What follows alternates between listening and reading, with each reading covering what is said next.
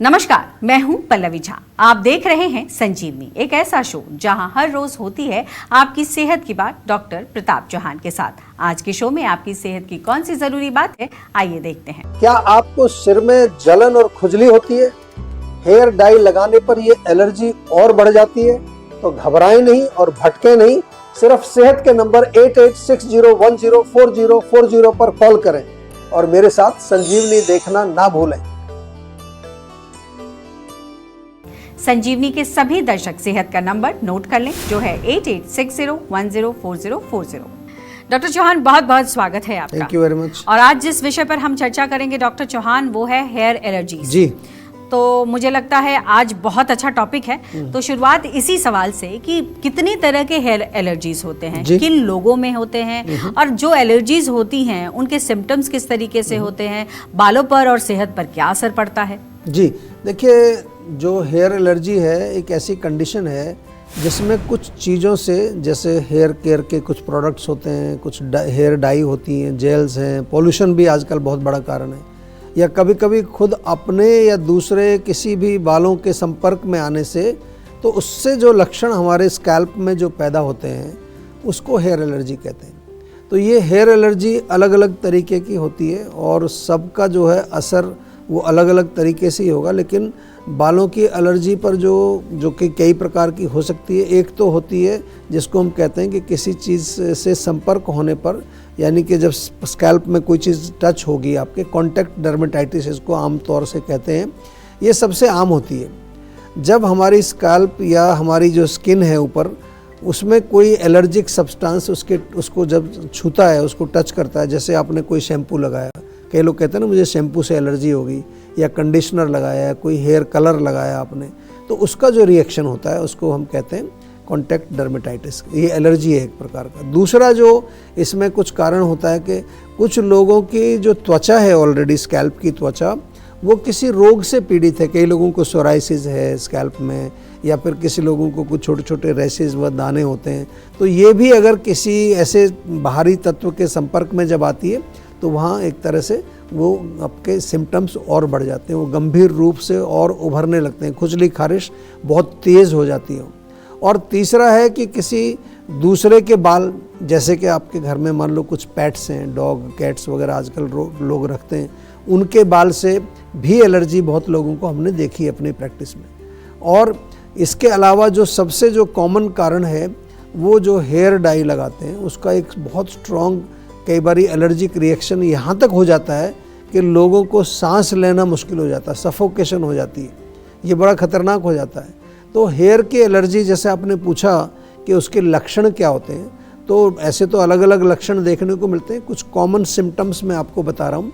एक तो जो स्कैल्प है या गर्दन है या चेहरे पर खुजली होना, उसमें लालपन होना, रेडनेस आ जाती है, या बहुत तेज़ जलन होती है आपको, या कभी कभी जो है वहाँ रैशेज या छाले भी निकलते हैं, फफोले निकल आते हैं। इसके अलावा चेहरे, जो आपका जो चेहरा है उस पर सूजन आती है, छींकें आती हैं, कुछ लोगों को नाक से पानी बहना शुरू हो जाता है, सांस लेने में तकलीफ होती है, ये लक्षण भी देखे जाते हैं। और जिन लोगों की त्वचा सेंसिटिव होती है, जो लोग बहुत अधिक केमिकल्स का प्रयोग करते हैं, या जिनको पहले से ही कोई अन्य प्रकार की एलर्जी है, या हेयर जो है उनके ये जो बहुत सेंसिटिव आपका स्कैल्प है, या जो हेयर ड्रेसर्स होते हैं ना आजकल, ये सब काम करते हैं केमिकल्स का, उनको भी ये आमतौर पर इस तरह की एलर्जी होने का खतरा उनको ज़्यादा रहता है। या वो लोग जो ज़्यादा केमिकल्स का सेवन करते हैं, चाहे वो मेडिसिन के रूप में ले रहे हैं, तो ये आपको ध्यान रखना है कि इनके जो है बहुत सारे जो गंभीर परिणाम जो हो सकते हैं वो ये हैं कि आपके बाल थिन हो सकते हैं, हेयर लॉस आपको हो सकता है, आपकी जो हेयर की जो ये त्वचा है जो स्कैल्प की, वो कमज़ोर हो सकती है, उसमें डैंड्रफ हो सकता है। और सबसे जो खतरनाक जो इसका एक जो है आउटकम होता है वो है कि वहाँ इन्फ्लामेशन या किसी तरह का कोई इन्फेक्शन हो सकता है। और ये भी ध्यान रहे कि अगर आपको ये इस तरह की एलर्जी है तो उसमें स्ट्रेस का भी बहुत बड़ा रोल है, इम्यूनिटी का भी बहुत बड़ा रोल है, और त्वचा के रोग आपके शरीर में ही, पूरे शरीर में भी और ज़्यादा बढ़ जाने का खतरा उसमें होता है। अगर हम आयुर्वेद की दृष्टि से देखते हैं, जो कि हम समझाते हैं आपको बार बार, तो पित्त दोष के बढ़ने से ही ये सब प्रकार की एलर्जी आमतौर पर होती है। लेकिन आपको घबराना नहीं है, मैंने विस्तार से इसलिए समझाया है कि यदि आपको भी किसी तरह की हेयर एलर्जी हो, किसी तरह के स्कैल्प में कोई प्रॉब्लम हो, बालों से संबंधित कोई समस्या हो, तो जीवा में इसका बहुत अच्छा उपचार हम लोग करते हैं और नेचुरल उपचार होता है विदाउट एनी साइड इफ़ेक्ट्स। और सबसे इम्पॉर्टेंट चीज़ है कि जो उपचार होता है वो रूट कॉज को क्योंकि हम एड्रेस करते हैं तो वो परमानेंट आपको रिलीफ देता है। तो जीवा के सेहत के नंबर पर कॉल करके हमारे डॉक्टर से बातचीत करिए। और इस बीच हमारे साथ एक कॉलर जुड़ी हैं, सपना है रोहतक से। जी सपना, बहुत बहुत स्वागत है, सवाल करिए। हाँ जी सर, मेरे ना हेयर फॉल है काफी दिनों से। जी देखिए, आज हम हेयर की बात कर रहे हैं, हेयर एलर्जी की बात कर रहे हैं। और सबसे बड़ा जो हमने कारण देखा है आजकल हेयर फॉल का, मैं 2 कारण उसमें मुख्य रूप से बताऊंगा। एक है आपका डाइट लाइफस्टाइल, जिसमें कि बहुत ज़्यादा गर्मी या बहुत ज़्यादा गर्म तासीर की भोजन खाना। दूसरा, एक्सटर्नली भी गर्मी बढ़ाना अपने स्कैल्प में, चाहे वो आप केमिकल प्रयोग करते हैं, शैम्पू या जेल्स या हाइलाइटिंग कलर्स जो भी लगाते हैं, या पोल्यूशन का भी बहुत बड़ा रोल है। तो सबसे सरल तरीका है, अगर आपको बालों को स्वस्थ रखना है, कि आप अंदर इंटरनल खाने के लिए आंवला खाइए, आंवला टैबलेट, आंवला जूस जीवा का मिलता है, या फिर लोकल जो एप्लीकेशन के लिए आंवले का जो पेस्ट बना करके, आंवला पाउडर का पेस्ट बना करके उसका लेप लगाइए। नहीं तो जीवा की एक बहुत अच्छी मेहंदी आती है, हेना बोलते हैं उसको, हेना हेयर केयर के नाम से एक आती है, वो आप जो है लगा सकते हैं। और तीसरी चीज़, थोड़ा सा जो है जब हेयर केयर आप करते हैं अपना, यानी कि बालों की देखभाल करते हैं, उसमें केमिकल प्रोडक्ट्स का प्रयोग मत करिए। हमारे यहाँ बहुत अच्छी रेंज है, शैम्पू हैं, ऑयल्स हैं, टॉनिक्स हैं, लेप हैं और कई तरह के जेल भी हैं, सब कुछ है, कंडीशनर्स भी, सब नेचुरल हम बनाते हैं जीवा में।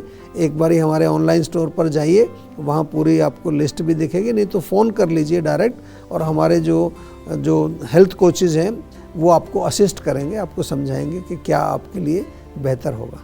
डॉक्टर चौहान, हेयर एलर्जी किसी भी तरीके की हो, जी, तो जी। उसमें क्या कुछ परहेज करने की ज़रूरत है या कुछ खाने की क्या ज़रूरत है? मतलब बेसिकली ये समझाइए हमारे दर्शकों को Precaution क्या कि रखें? क्या कुछ प्रिकॉशंस हो ध्यान जिससे कि ये रखें। समस्या ना हो। ठीक, देखिए, हेयर एलर्जी हो जाने पर अगर जो वो माइल्ड या मॉडरेट लेवल की है, तो घरेलू आयुर्वेदिक उपचार भी काम कर जाते हैं। उसमें काफ़ी सारे फायदे, मैं नुस्खे आपको शेयर करने जा रहा हूँ, वो ज़रा ध्यान से सुनिए। और दूसरा जो है, जीवन शैली, आपकी लाइफस्टाइल में कुछ सिंपल आप बदलाव करें, कुछ प्रिकॉशंस लें, उससे भी आपको रिलीफ मिलता है। तो ये 2 चीज़ आपको इससे फ़ायदा होगा कि एक तो वो ठीक होगा, दूसरा भविष्य में आपको बचाव करेगा, यानी कि प्रिवेंशन का काम करेगा। तो सबसे सरल और बढ़िया होता है एलोवेरा। अपने स्कैल्प में फ्रेश आप एलोवेरा का जो है जेल उसमें जड़ों में लगाएं, 15-20 मिनट उसको रखें, उसके बाद वॉश कर दें।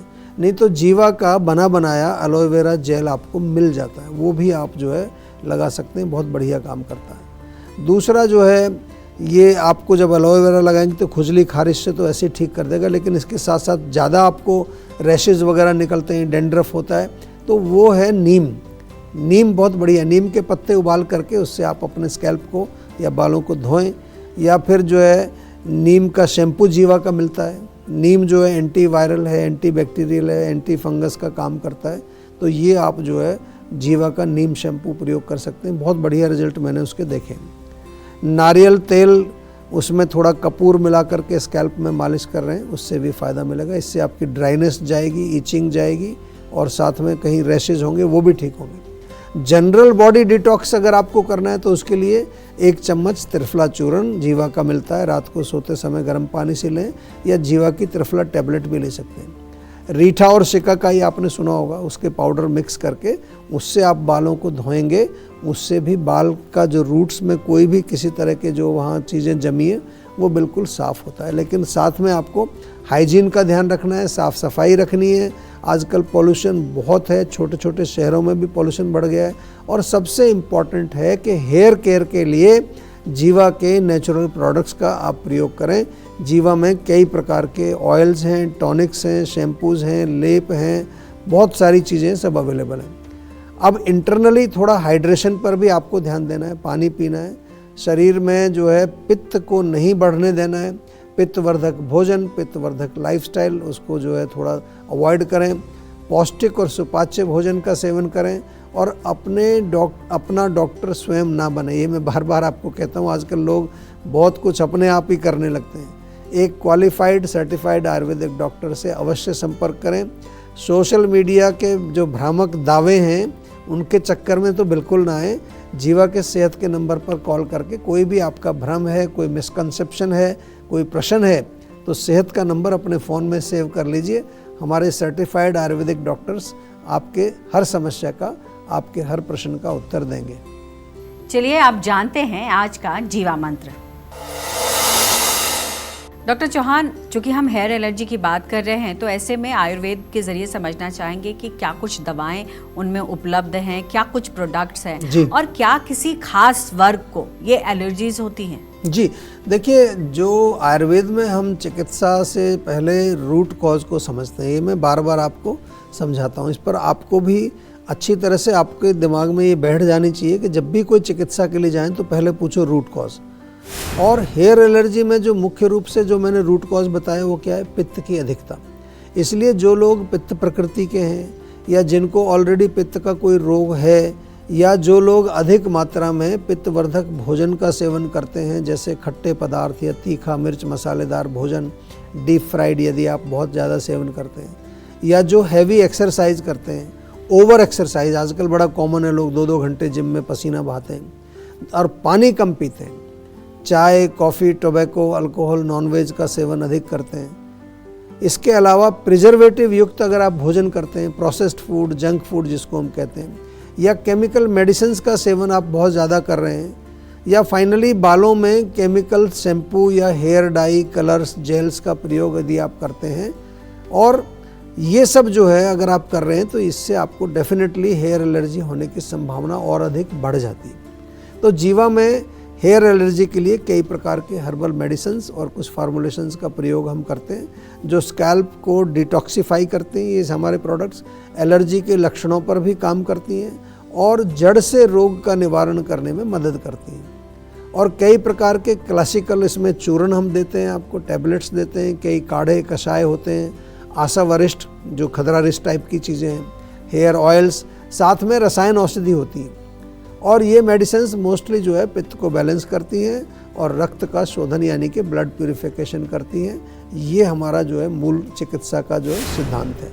इसके अलावा पंचकर्म थेरेपीज़ हमारे यहाँ की जाती हैं जिसके माध्यम से जो कि डीपर लेवल पर जो दोष हैं उनको साफ़ किया जाता है। तो हेयर एलर्जी की चिकित्सा के लिए ऐसा नहीं है कि कोई हम कुछ एक प्रोडक्ट उठा करके दे देते हैं आपको और वही प्रोडक्ट सब लोगों को देते हैं।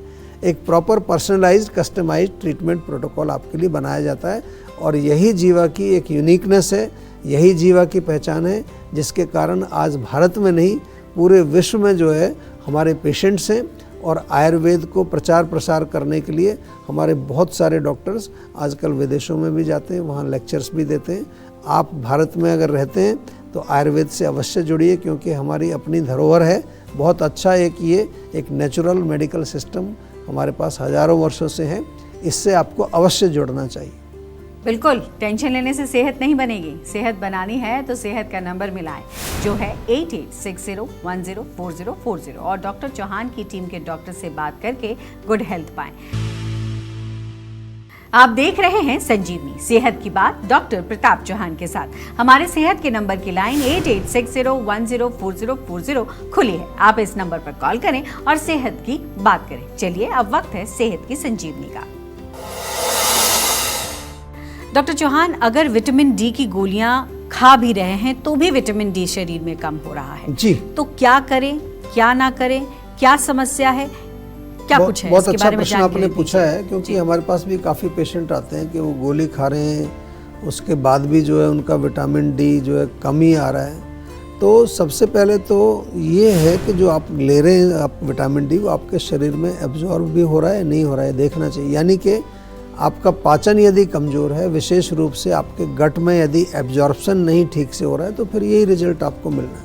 तो इसमें हम क्या करते हैं, पाचक जो हमारी अग्नि है उसको इम्प्रूव करने के लिए आपको औषधि देते हैं। दूसरा कारण ये भी होता है, आपको ये समझा दूं मैं कि विटामिन डी जो है वो फैट सोल्यूबल होता है, इसलिए इसको दूध के साथ बताते हैं डॉक्टर भी कि दूध के साथ लेना चाहिए।